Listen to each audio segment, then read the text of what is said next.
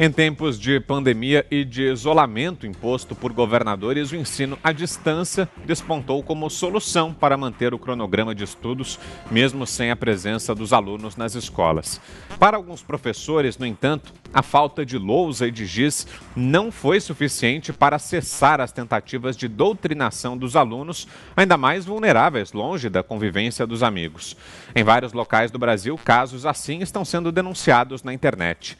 Em Santa Rosa, no Rio Grande do Sul, uma professora de língua portuguesa de uma escola municipal enviou para seus alunos uma atividade com a imagem de uma charge, solicitando que eles observassem e expusessem um sentido conforme sua ótica.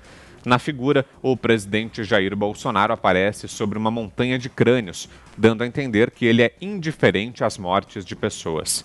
Em Contagem, Minas Gerais, outro caso semelhante. Esse, no entanto, nesse caso, uma avaliação de história para o 9º ano acabou numa denúncia contra a professora. Nessa charge, Bolsonaro aparece novamente, agora sendo relacionado ao governo militar, que teve início em 64.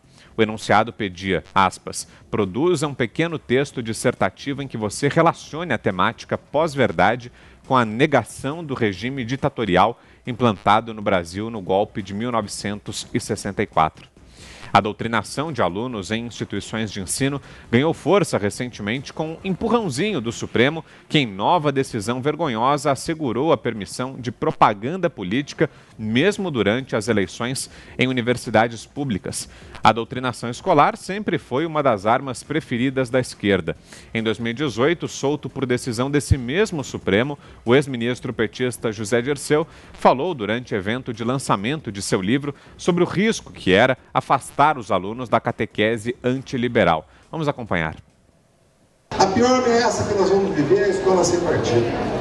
Porque a cultura e a educação é onde estão as mentes e os corações. Tá aí, Fios, exemplos que ilustram bem aquilo que você falava, né, sobre o trabalho do novo ministro da Educação e esse problema aí da doutrinação que continua mesmo agora no ambiente virtual, né? Só foi adaptada a doutrinação, Fios, em 2 minutinhos. É praticamente, né, Vitor, o que eu estava falando anteriormente, e isso é uma praga. Isso é uma praga, uma coisa muito séria que está enraizada, esses exemplos que você mostrou aí.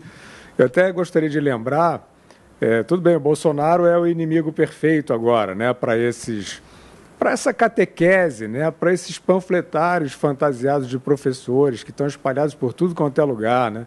Todo mundo que está nos assistindo sabe do que eu estou falando. Né?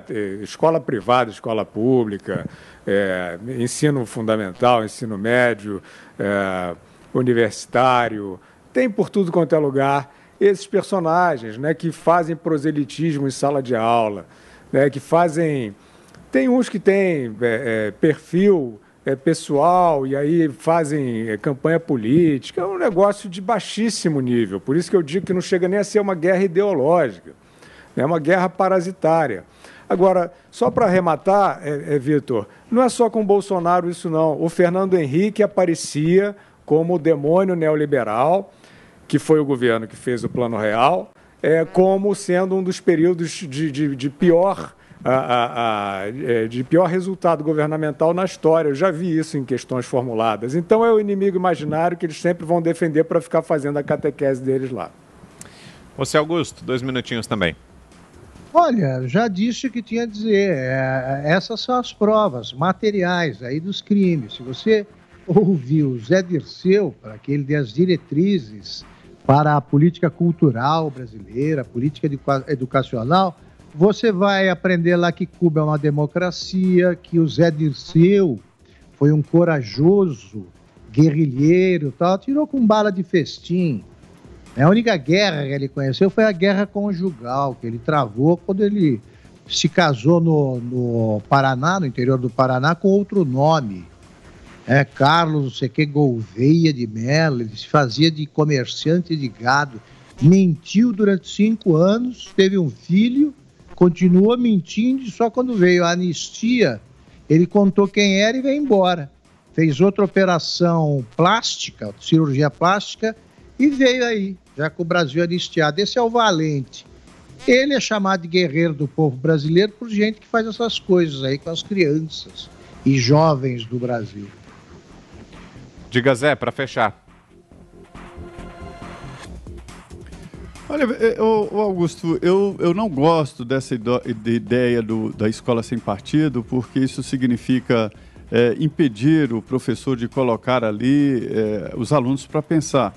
Eu acho que hoje os alunos estão preparados para questionar o professor e dizer, não é assim não, como esse caso aí da charge. Isso viralizou. Isso veio a público lá de Contagem, quer dizer, não pense um professor que está lá no interior fazendo alguma coisa e tal, que todo mundo fica sabendo. Então, os alunos estão aprendendo a reagir. Escola é um local para se pensar, a aprender e aprender principalmente a pensar.